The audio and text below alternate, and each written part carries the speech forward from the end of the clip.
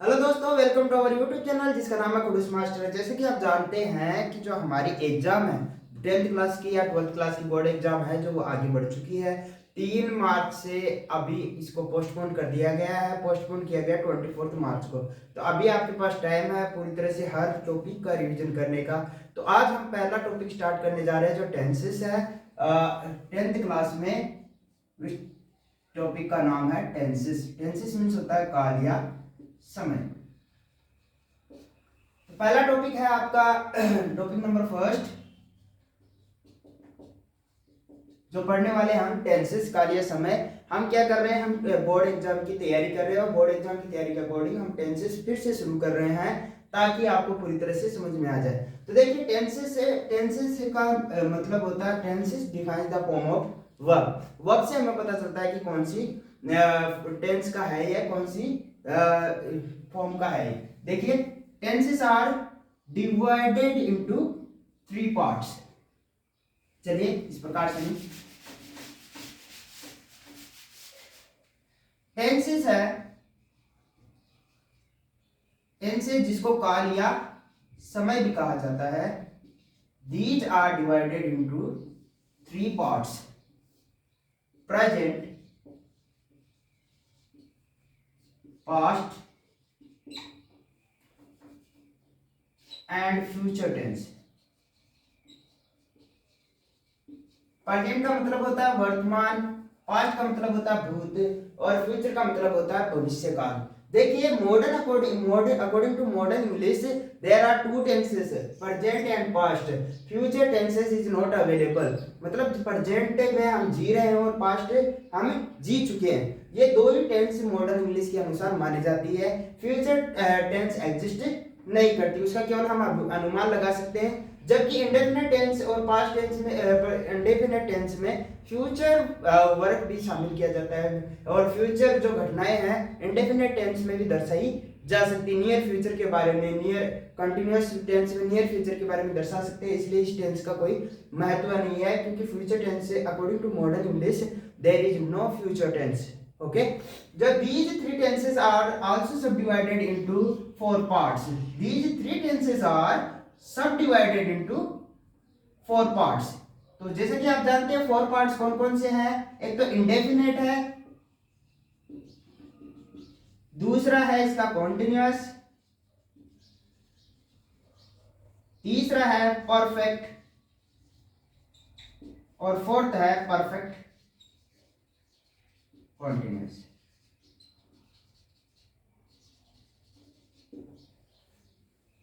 Tenses are divided in 3 parts: present, past, and future. And these 3 tenses are divided into 4 parts. 4 parts. For first one is indefinite tense, continuous, perfect, and perfect continuous tenses. Okay. तो देखिए tenses जो है 3 भागों में divided है। तीनों भागों की 4 भाग है: इंडेफिनेट, कंटिन्यूअस, परफेक्ट और परफेक्ट कंटिन्यूअस। देखिए इंडेफिनेट में हमेशा वर्ब की फर्स्ट फॉर्म का प्रयोग किया जाता है, कंटिन्यूअस में वर्ब की फर्स्ट फॉर्म है आईएनजी और परफेक्ट में हमेशा वर्ब की थर्ड फॉर्म और परफेक्ट कंटिन्यूअस में वर्ब की फर्स्ट फॉर्म में आईएनजी के साथ साथ सिंस और फॉर टाइम भी दिया जाता है। आई होप सबको समझ में आ रहा होगा। चलिए आगे बढ़ते हैं। तो सबसे पहले हम पढ़ेंगे प्रेजेंट इंडेफिनिट टेंस। देखिए सबसे पहले प्रेजेंट टेंस क्या होता है।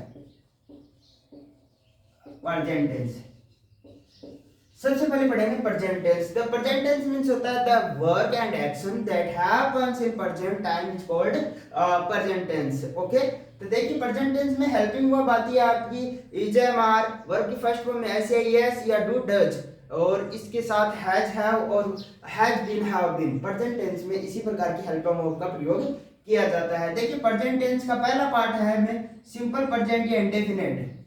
Simple present, simple present tense, साधारण वर्तमान काल टेंस। देखिए सबसे पहले पढ़ेंगे इसके एडवर्ब के बारे में। एडवर्ब के बारे में तो एडवर्ब से इसकी always, daily, regularly, often, often या ऑफनली, अकेजन, अकेजनली लिख लो, rarely, seldom, hardly,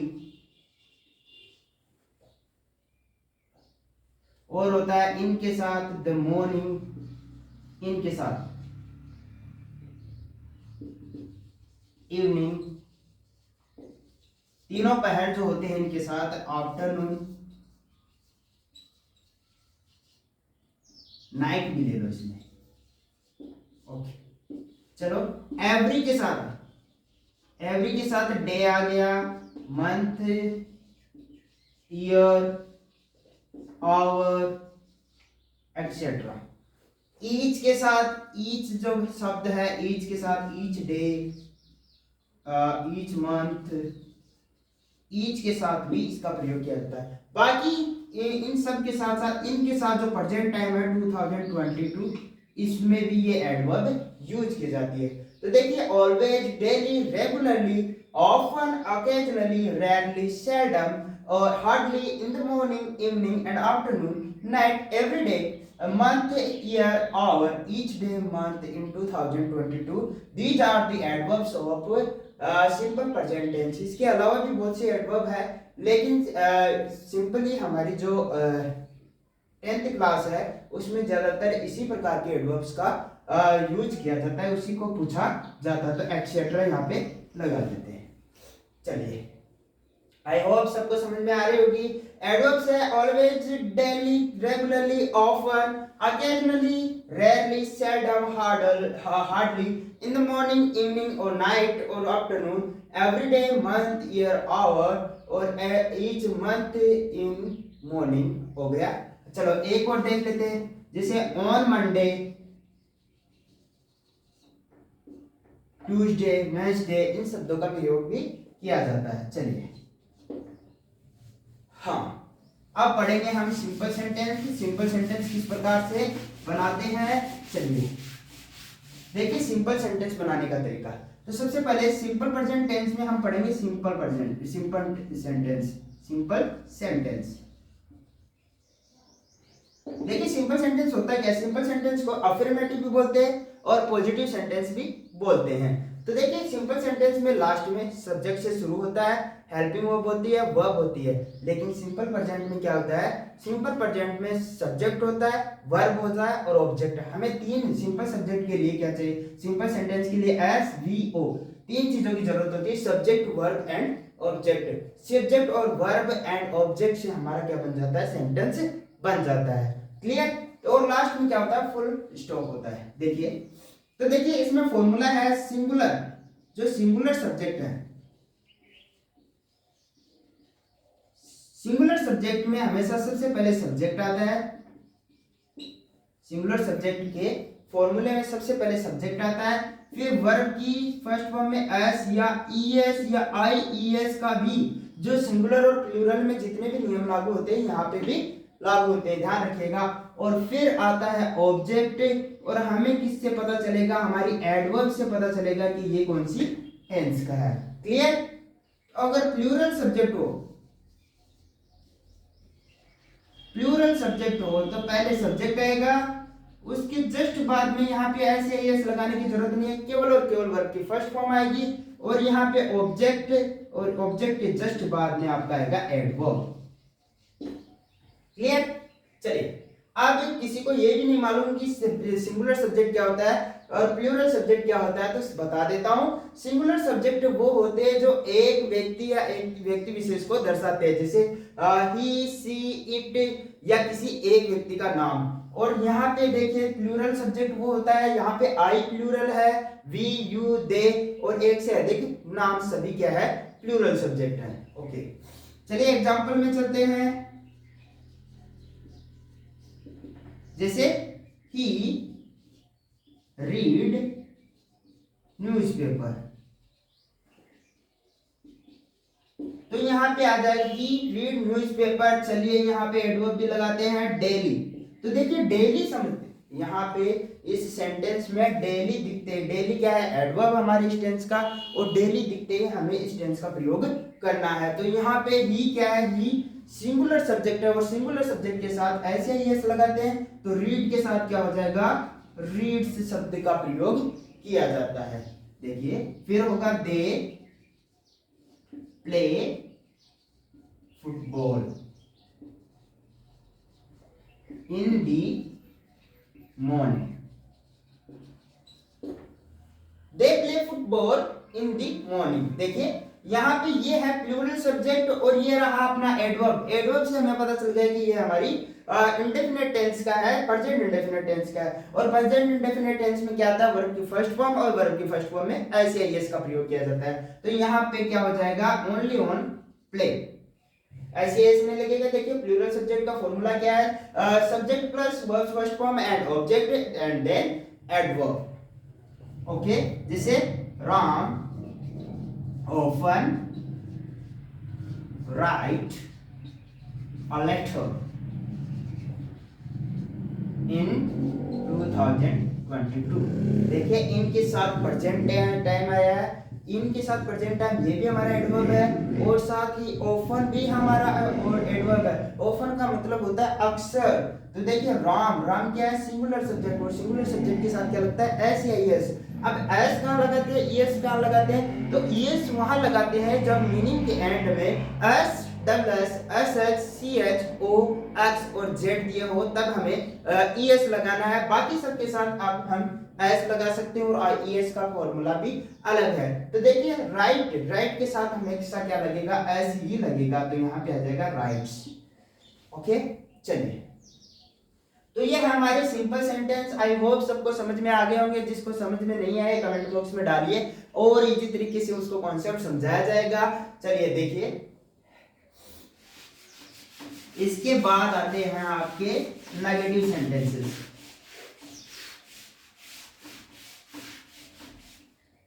simple present में नेगेटिव सेंटेंसेस।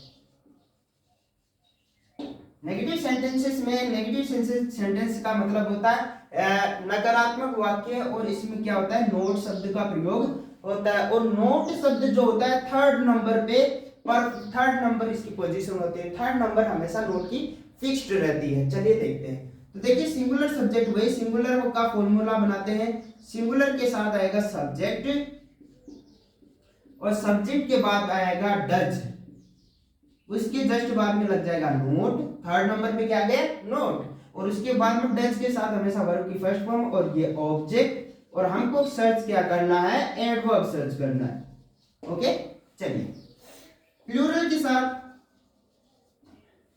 प्लूरल के साथ हमेशा देखिए सब्जेक्ट आएगा, सब्जेक्ट के बाद में आ जाएगा डू, फिर आ जाएगा नोट, और फिर वर्ब की फर्स्ट फॉर्म, और उसके जस्ट बाद में ऑब्जेक्ट, एंड ऑब्जेक्ट के जस्ट बाद में एडवर्ब का प्रयोग।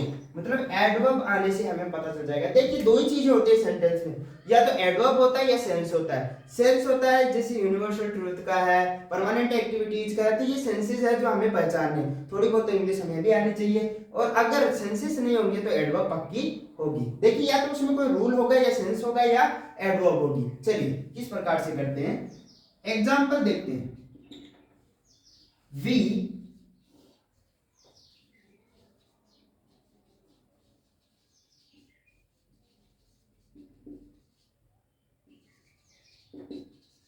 यहां पे देखिए, we not speak English daily. तो देखिए वी क्या है, प्लूरल सब्जेक्ट है, तो यहाँ पे ये वाला फॉर्मूला अप्लाई होगा। वी क्या है, प्लूरल है, तो प्लूरल के साथ क्या लगेगा, डू। और मैंने क्या कहा, फर्स्ट सेकंड और थर्ड नंबर किसका फिक्स है, नोट का, तो यहाँ पे आ गया नोट, और स्पीक का स्पीक आ गया, वर्ब की फर्स्ट फॉर्म। ब्रैकेट में हमेशा वर्ब की फर्स्ट फॉर्म ही दी जाती है दोस्तों। चलिए दूसरा बनाते हैं, see not sing a song daily. Daily हमारा एडवर्ब हो गया, और देखिए एडवर्ब आने से तो हमें पता चल गया कि ये इस टेंस का वाक्य है। और देखिए सी अब सिंगुलर है, सिंगुलर के साथ क्या यूज किया जाता है, डज, और थर्ड नंबर किसकी फिक्स है दोस्तों, नोट शब्द की फिक्स है, और नोट के बाद में आ जाएगा sing. Okay, clear. I think सब कुछ समझ में आ रहा होगा। जिसको भी कोई भी डाउट हो तो कमेंट बॉक्स में जरूर लिखिए। चलिए एक और बनाते हैं, the principal.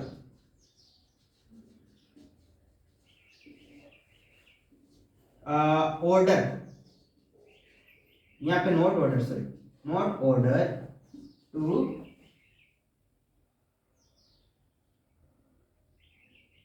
Apply a form.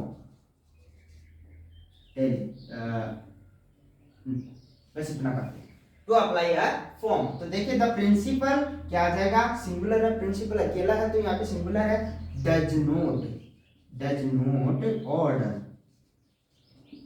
I think सबको समझ में आ गया होगा हेल्पिंग वर्ब कौन सी प्रयोग करते हैं। सिंपल में केवल S V O subject verb and object आती है, जबकि नेगेटिव में आप जाओगे तो डू और डज के साथ नोट का प्रयोग भी किया जाता है, और डू और डज के साथ हमेशा वर्ब की फर्स्ट फॉर्म का प्रयोग ही किया जाता है। ध्यान रखना दोस्तों, डू और डज के साथ हमेशा वर्ब की फर्स्ट फॉर्म का प्रयोग ही किया जाता है। सिंपल प्रेजेंट टेंस के simple sentence and past simple tense के सिंपल सेंटेंस में ऐसे दो ही वाक्य हैं जिनमें हेल्पिंग वर्ब नहीं लगती, बाकी सब में हेल्पिंग वर्ब आती है। चलिए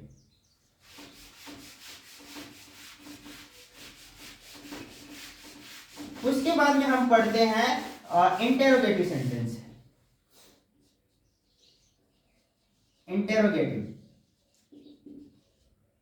इंटेरोगेटिव सेंटेंस टू टाइप्स के होते हैं। एक तो हेल्पिंग वर्ब से शुरू होते हैं, स्टार्ट्स विद हेल्पिंग वर्ब, और दूसरा शुरू होता है WH वर्ड से। WH वर्ड कौन से होते हैं, व्हाट, वेयर, व्हेन। तो देखिए हिंदी के वाक्य जैसे क्या से शुरू होते हैं, जो शब्द जो वाक्य क्या से शुरू होते हैं, क्या वो पढ़ता है, क्या वो लिखता है, क्या वो खेलता है, ये सब क्या है हेल्पिंग वर्ब से शुरू होते हैं। और हेल्पिंग वर्ब का आंसर जो भी क्वेश्चन होता है उसका आंसर यस और नो से ही शुरू होता है। उसी प्रकार WH वर्ड जिसमें जिस हिंदी के वाक्यों में क्यों शब्द का प्रयोग किया जाता है, बीच में क्या, क्यों, कैसे शब्दों का प्रयोग किया जाता है, तो वहां पर WH वर्ड होता है। तो देखिए हमारा हेल्पिंग वर्ब है यहाँ पे डू और डज। WH वर्ड काफी है, व्हाट, वेयर, व्हेन सब वो WH वर्ड है। चलिए देखिए कि सबसे पहले पढ़ेंगे हम हेल्पिंग वर्ब वाला। हेल्पिंग वर्ब का फॉर्मूला है, सिंगुलर का फॉर्मूला है, अभी लिख रहा हूं मैं। सिंगुलर का फॉर्मूला है, सबसे पहले आएगा डज, डज के बाद में आएगा सब्जेक्ट, और सब्जेक्ट के जस्ट बाद में आएगा वर्ब की first form and object, object के जस्ट बाद में आ गया आपने एडवर्ब, और हमेशा लास्ट में क्या लगेगा, क्वेश्चन मार्क। उसी प्रकार से प्लूरल का फॉर्मूला है डू, सब्जेक्ट, फिर आएगा वर्ब की first form, then after subject object and then adverb, और एडवर्ब के जस्ट बाद में आएगा अपना क्वेश्चन मार्क। आई होप सबको समझ में आ रहा होगा। तो देखिए एग्जाम्पल कैसे आते हैं, देखिए एग्जाम में एग्जाम्पल इस प्रकार से आएंगे।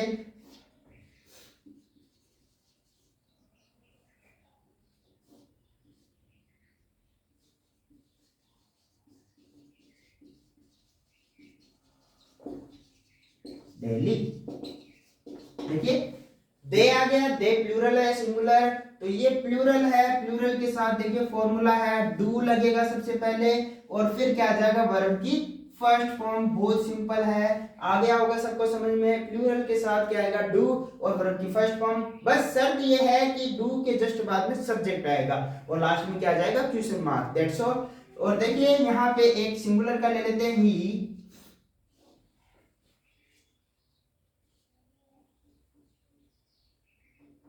make a cake regularly। तो देखिए यहाँ पे देखिए सिंगुलर है, सिंगुलर हमें सब्जेक्ट मिल गया, तो यहाँ पे क्या लग जाएगा, डज, और डज के जस्ट बाद में आ जाएगा मेक, क्योंकि यहाँ पे वर्ब की फर्स्ट फॉर्म ही ब्रैकेट में हमेशा क्या दी जाती है, वर्ब की फर्स्ट फॉर्म दी होती है, तो हमें केवल वर्ब की फर्स्ट फॉर्म ही करनी है। दोस्तों सबको समझ में आ रहा होगा। चलिए आगे पढ़ते हैं हम WH वर्ड वाला। सेकंड है हमारा WH वर्ड। चलिए WH वर्ड कैसे पढ़ते हैं, तो देखिए सबसे पहले आएगा WH वर्ड, उसके बाद में डू या डज में से कोई लगा लो। डू और डज कैसे लगेगा, अभी मैंने 3 बार सोल्व करके बता दिया है। डू हमेशा प्लूरल के साथ और डज हमेशा सिंगुलर के साथ। फिर आ जाएगा हमारा वर्ब की फर्स्ट फॉर्म, फिर नहीं वर्ब की फर्स्ट फॉर्म नहीं आएगा, यहाँ पे आएगा सब्जेक्ट, सब्जेक्ट के जस्ट बाद में आ जाएगा वर्ब की फर्स्ट फॉर्म, उसके बाद में आ जाएगा ऑब्जेक्ट, और ऑब्जेक्ट के जस्ट बाद में क्या आएगा दोस्तों, एडवर्ब, एडवर्ब के बाद में आएगा अपना क्वेश्चन मार्क। चलिए, तो यहाँ पे आ गया व्हाट,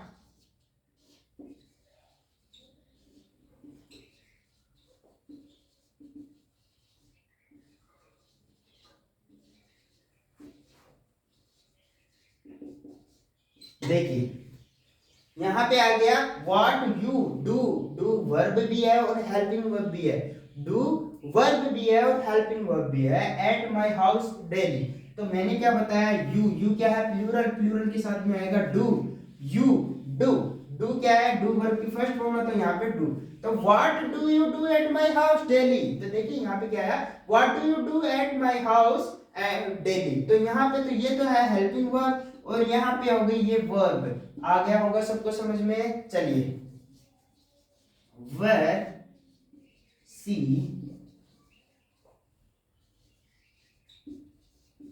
देखिए तो सी क्या है, सिंगुलर, सिंगुलर के साथ क्या आएगा, does she go daily.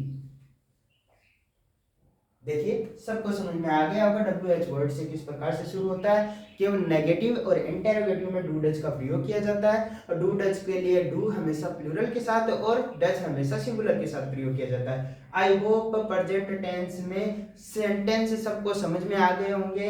Negative interrogative में यही होगा, सब्जेक्ट के पहले क्या है डू और सब्जेक्ट के बाद में नोट लग जाएगा, बस इतना सा है और कुछ नहीं है, बस इतना ही आपको लर्न करना है। ज्यादा इसमें कुछ लंबी बातें नहीं है, कुछ रूल्स है, हैबिचुअल एक्शंस है, यूनिवर्सल ट्रूथ है, और बहुत से ये रूल्स है, 4-5 रूल्स है, उनको लर्न कर लीजिए, आपकी प्रेजेंट टेंस क्लियर हो जाएगी। Thank you very much for watching my video and comment and subscribe my channel. Thank you.